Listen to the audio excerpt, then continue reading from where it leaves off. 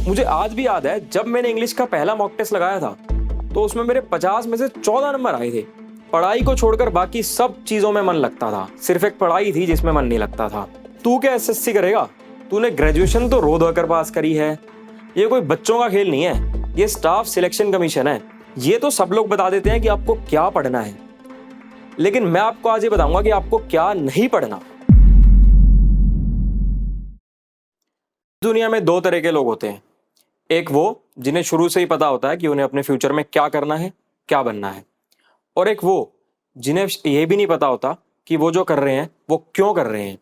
ऐसे लोगों को ना तो अपने प्रेजेंट का पता होता है और ना ही अपने फ्यूचर का पता होता है। ऐसे लोगों को लोग क्या कहते हैं ये आप सब जानते ही हैं, लेकिन क्या आपने कभी ऐसा सोचा है कि कोई ऐसा डायरेक्शनलेस लड़का भी अपनी जिंदगी में कभी कुछ कर सकता है? नहीं ना। कुछ सालों पहले तक मेरे बारे में भी लोग ऐसा ही सोचते थे, लेकिन इसके बावजूद आज मैं आप सबके सामने खड़ा हूं। क्यों खड़ा हूं, कैसे खड़ा हूं, यही बताने के लिए आज मैं आप सब लोगों के सामने आया हूं। नमस्कार दोस्तों, मेरा नाम निशांत कपूर है और हाल ही में एसएससीसीएल एग्जाम में मैंने 700 में से 602 मार्क्स स्कोर करके एक्साइज इंस्पेक्टर की पोस्ट हासिल की है। एक ऐसा लड़का जो ना तो कभी अपनी पढ़ाई को लेकर सीरियस था, जो ना कभी अपने करियर को लेकर सीरियस था, उसने अपने पहले अटेम्प्ट में ही एसएससीजीएल को क्रैक किया, वो भी बिना किसी कोचिंग के। अगर अपनी कहानी की शुरुआत करूं तो मेरी कहानी की शुरुआत गुड़गांव से होती है। मेरी स्कूलिंग और ग्रेजुएशन दोनों ही गुड़गांव में हुई हैं। स्कूलिंग तक तो मैं भी वैसा ही था जैसा बाकी सब लोग होते हैं, मतलब पढ़ता तो थोड़ा बहुत ही था, फिर भी स्कोर ठीक ठाक कर लेता था। इसके बाद फ्यूचर का कभी सोचा नहीं था, तो मैंने भी वही किया जो सब लोग करते हैं, मतलब इंजीनियरिंग में एडमिशन ले लिया। एडमिशन तो ले लिया, लेकिन वहां जाते ही लग गया हवाबाजी में। पढ़ाई को छोड़कर बाकी सब चीजों में मन लगता था, सिर्फ एक पढ़ाई थी जिसमें मन नहीं लगता था।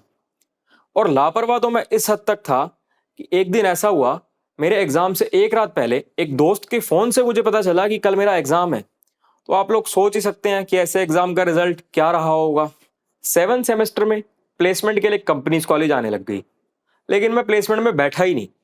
प्लेसमेंट में ना बैठने का मेन रीजन था मेरा डर कि सिलेक्शन विलेक्शन तो होना नहीं, क्योंकि मुझे कुछ ऐसा खास आता ही नहीं था जिससे कोई कंपनी मुझे ले जाए।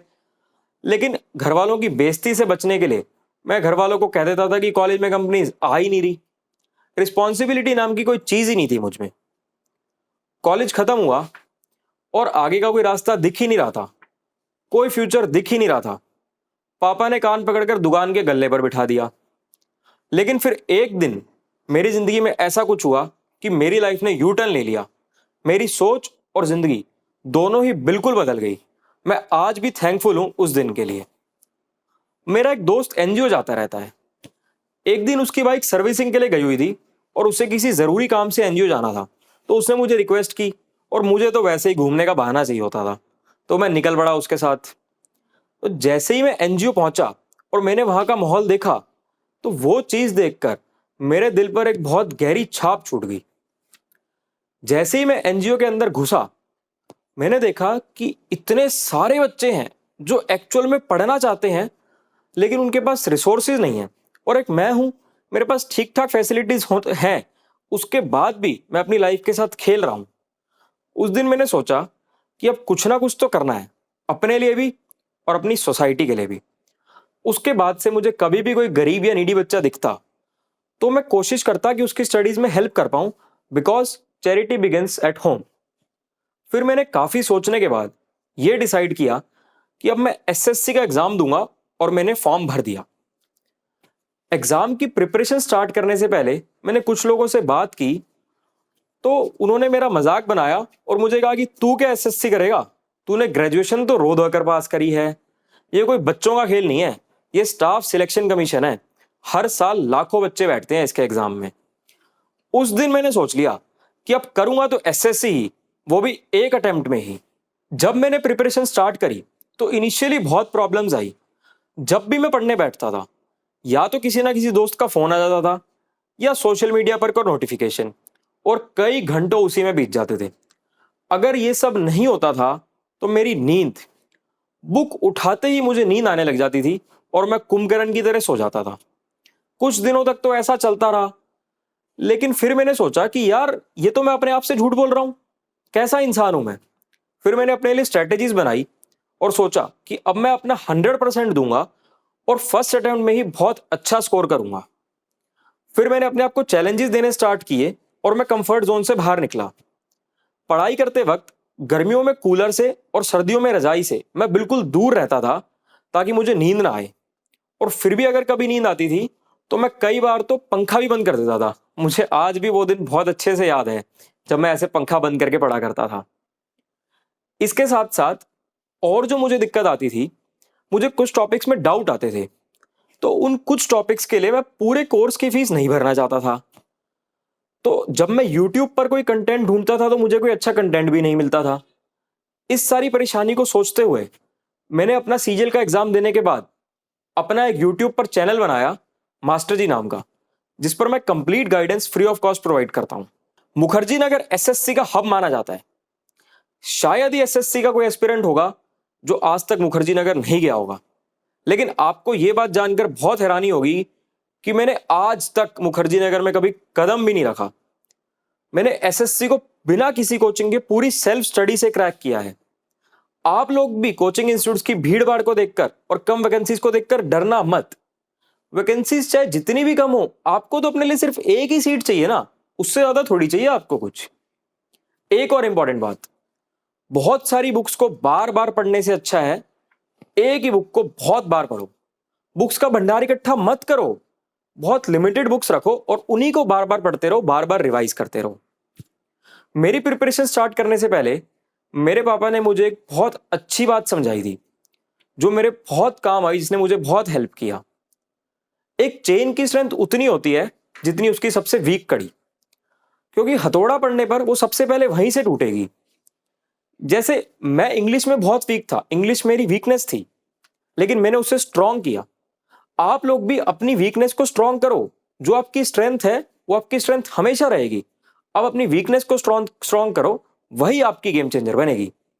मुझे आज भी याद है जब मैंने इंग्लिश का पहला मॉक टेस्ट लगाया था तो उसमें मेरे 50 में से 14 नंबर आए थे। और फिर धीरे धीरे मैंने उसे इतना स्ट्रांग किया कि मैंने मेंस में 200 में से 190 नंबर स्कोर किए इंग्लिश में। बहुत छोटी छोटी चीजें होती है जिनका ध्यान रखना होता है। जैसे मैं आपको एक एग्जांपल देता हूं। मान लो आपका कोई फ्रेंड है जिसके साथ आपने आज शाम को बाहर जाना है और वो आपको एंड टाइम पे फोन करके बोलता है कि मैं आधा घंटा लेट आऊंगा। अभी आपके पास दो ऑप्शन हो जाते हैं। पहला ऑप्शन, आप वो 30 मिनट फालतू के कामों में वेस्ट कर दो, और दूसरा ऑप्शन, आप उन 30 मिनट में रीजनिंग या इंग्लिश पढ़ लो। मैं क्या करता था, मैंने अपने फोन में इंग्लिश के रूल्स की और वोकैब की पिक्स रखी हुई थी, तो मुझे जब भी ऐसे मोमेंट्स मिलते थे मैं उस टाइम पे अपना फोन निकालकर इंग्लिश पढ़ लेता था। आप लोग भी ऐसा कर सकते हो। ऐसे छोटे छोटे मोमेंट्स जब इकट्ठे हो जाते हैं तो कई घंटे या कई दिन बन जाते हैं और आपको पता भी नहीं चलेगा। एक और चीज, इंग्लिश में जब कोई ऐसा डिफिकल्ट वर्ड मेरे सामने आता था जिसको याद करने में मुझे परेशानी होती थी, मैं उसे अपनी डेली बातचीत में यूज करने लग जाता था, जिससे वो वर्ड खेल खेल में मुझे याद हो जाता था। कुछ लोग कहते हैं 10 से 12 घंटे पढ़ो। मेरे हिसाब से इतना पढ़ने की जरूरत नहीं है। आप बेशक 4 से 5 घंटे पढ़ो, लेकिन वो 4 से 5 घंटे बिल्कुल इफेक्टिव होने चाहिए। उसमें आपका फोन या आलतू फालतू की बातें वो कुछ नहीं होना चाहिए उस 4 से 5 घंटे में। ऐसा नहीं होना चाहिए कि आपने किताब उठाई और किताब उठाते ही आपकी गर्लफ्रेंड का फोन आ गया, आपके फ्रेंड का मैसेज आ गया। मैं ये नहीं कह रहा कि ये सब मत करो, ये सब भी जरूरी है लाइफ में, लाइफ बैलेंस्ड होनी चाहिए। लेकिन ये सब उन 4-5 घंटे को छोड़ के बाकी के दिन के आपके पास 19-20 घंटे बचते हैं, उसमें करो आप ये सब। लेकिन वो 4-5 घंटे सिर्फ पढ़ाई को दो आप, बिल्कुल इफेक्टिव स्टडी। एक और बात जो है वो है टाइम टेबल की। ये हम लोग बहुत बड़ी गलती करते हैं कि दूसरों का टाइम टेबल कॉपी करते हैं। टॉपर्स को देखा और लगे ब्लाइंडली उनका टाइम टेबल फॉलो करने। ऐसा मत करो, सबका अपना अलग रूटीन है। अब ये जरूरी नहीं है ना कि अगर मैं सुबह 6 बजे उठ रहा हूं तो आपकी भी सुबह 6 बजे ही नींद खुलती होगी। हो सकता है आप लेट उठते हो। अगर मेरे ऑफिस टाइमिंग्स 9 to 6 हैं तो जरूरी नहीं है आपके भी वही होंगे, हो सकता है आपकी नाइट शिफ्ट हो। तो अपने फ्री टाइम को देखते हुए अपने हिसाब से अपना टाइम टेबल बनाओ ताकि आप लंबे समय तक उसको फॉलो कर पाओ। अब बात करते हैं कंसिस्टेंसी की। कंसिस्टेंसी इस पेपर को क्रैक करने के लिए बहुत जरूरी है। आपकी स्टडी के टाइम पे, प्रिपरेशन के टाइम पे बहुत से ऐसे दिन आएंगे जब आप मेंटली और फिजिकली दोनों ही अपने आप को कंफर्टेबल फील नहीं करेंगे। पढ़ाई के लिए और अपने आप को एग्जॉस्टेड फील करेंगे। लेकिन उस दिन मेरी एक ये बात याद रखना और बुक जरूर उठाना, चाहे 5 मिनट के लिए उठाओ। इससे क्या होगा, एक तो आपका डेली पढ़ने का रूटीन नहीं टूटेगा, एक आपकी कंसिस्टेंसी बनी रहेगी, और एक और मैजिक होगा, वो 5 मिनट कब 50 मिनट और कब 2 घंटे बन जाएंगे आपको पता भी नहीं चलेगा। एसएससी का मेन फंडा है स्पीड। आपको एग्जाम को जल्दी करना है, स्पीड से करना है, जिसके लिए आपकी कैलकुलेशंस और ट्रिक्स आने बहुत जरूरी हैं। इससे क्या होगा, आप 4 से 5 क्वेश्चन ज्यादा कर पाओगे, और ये 4 से 5 क्वेश्चंस आपकी फाइनल कट ऑफ में बहुत डिफरेंस ले आएंगे। वो इतना डिफरेंस ले आएंगे कि एक ऑफिसर तो अपने होम स्टेट में पोस्टेड होगा और दूसरा ऑफिसर पोस्टेड होगा अपने घर से 1000 किलोमीटर दूर। एक और बहुत इंपॉर्टेंट बात, ये तो सब लोग बता देते हैं कि आपको क्या पढ़ना है, लेकिन मैं आपको आज ये बताऊंगा कि आपको क्या नहीं पढ़ना। एसएससी बहुत ज्यादा मुश्किल नहीं पूछती। एसएससी का 90% पेपर एवरेज या मॉडरेट लेवल का होता है, तो बाकी के 10% के लिए 90% भी मत गवा देना। आप अपने 90% इजी और मॉडरेट पार्ट पर फोकस करो, बाकी का 10% अपने आप स्ट्रांग हो जाएगा। ट्राइड एंड टेस्टेड तरीका है, ये खुद किया है मैंने अपने साथ। सरकारी नौकरी पाने की जो प्रोसेस होती है वो काफी लंबी होती है, तो एक लंबे समय तक एफिशिएंट रहने के लिए बहुत जरूरी है मोटिवेशन। और ये मोटिवेशन का सबसे इजी सोर्स आपको अपने घर पे मिल सकता है, जो है आपके पेरेंट्स। आप उनके बारे में सोचो। जब आप मेहनत करके एक गवर्नमेंट ऑफिसर बन जाओगे तो सोचो वो कितना हैप्पी होंगे और कितना प्राउड फील करेंगे। अपने लिए ना सी उनकी खुशी के लिए ही पढ़ लो, ज्यादा अच्छे से मेहनत करके पढ़ लो। इसके बाद बात करते हैं मॉक टेस्ट की। मॉक टेस्ट तो आप सब लोगों को पता है कि इंपॉर्टेंट है। मॉक टेस्ट से बहुत से फायदे होते हैं। एक तो आप एग्जाम हॉल के एनवायरनमेंट से फ्रेंडली हो जाते हो, आपको पता लग जाता है कि एग्जाम में आपने कैसे अटेम्प्ट करना है पेपर को। दूसरा, आपको अपनी तैयारी के लेवल का पता चल जाता है। और मॉक टेस्ट से भी ज्यादा जरूरी होता है मॉक टेस्ट का एनालिसिस करना। आप अपनी एक नोटबुक बनाओ जिसमें आप जो भी आपकी गलतियां होती है मॉक टेस्ट में वो सब नोट करो और उन्हें बार बार रिवाइज करो, ताकि अगर एग्जाम में ये सेम क्वेश्चन आए तो वहां आप गलत नहीं करो। छोटे छोटे टास्क में डिवाइड करो अपनी पढ़ाई को, डेली के गोल सेट करो और उन्हें अचीव करो। अपना 100% दो, आपको सक्सेस जरूर मिलेगी। एंड में मैं यही कहूंगा कि मेहनत करते रहो, क्योंकि अगर आप मेहनत नहीं कर रहे तो कोई और तो मेहनत कर ही रहा है। लगता था शायद मैं आईएएस बन भी जाऊं तो मुझे इंग्लिश शायद नहीं बोल पाऊंगा।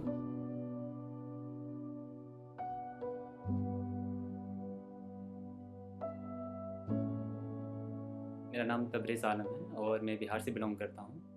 मैंने जो भी मेरा एजुकेशन मैंने बिहार से हिंदी मीडियम में मैंने प्राप्त की और लास्ट ईयर मैंने अपना ग्रेजुएशन कंप्लीट किया है। प्रेजेंटली मैं दिल्ली में रह रहा हूं और यूपीएससी का प्रिपरेशन कर रहा हूं। तो प्रॉब्लम जो सबसे बड़ा जो प्रॉब्लम होता है कि जैसे आप हिंदी मीडियम में स्कूल जब प्राप्त करते हैं तो क्या होता है कि जब कोई अगर आपसे कोई प्रश्न पूछता है इंग्लिश में तो आपको उसके बारे में जानकारी आपको होता है, बट क्या होता है कि लैंग्वेज का आप उस इंग्लिश में एक्सप्लेन नहीं कर पाते। इंग्लिश से तो बहुत डर लगता है, क्योंकि मेरा इन्वायरमेंट ही नहीं है तो इंग्लिश से डर लगेगा, ये नेचुरल है।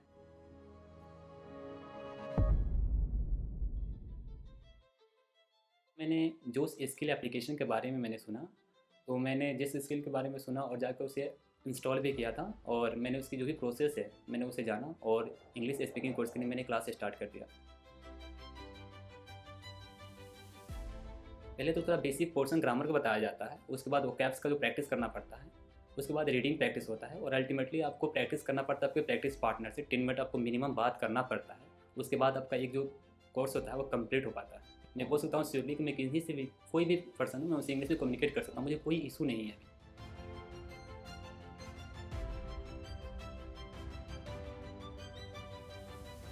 सो जोश स्किल ने काफ़ी हेल्प किया मेरी कम्युनिकेशन स्किल को इम्प्रूव करने में। So that why today I am here.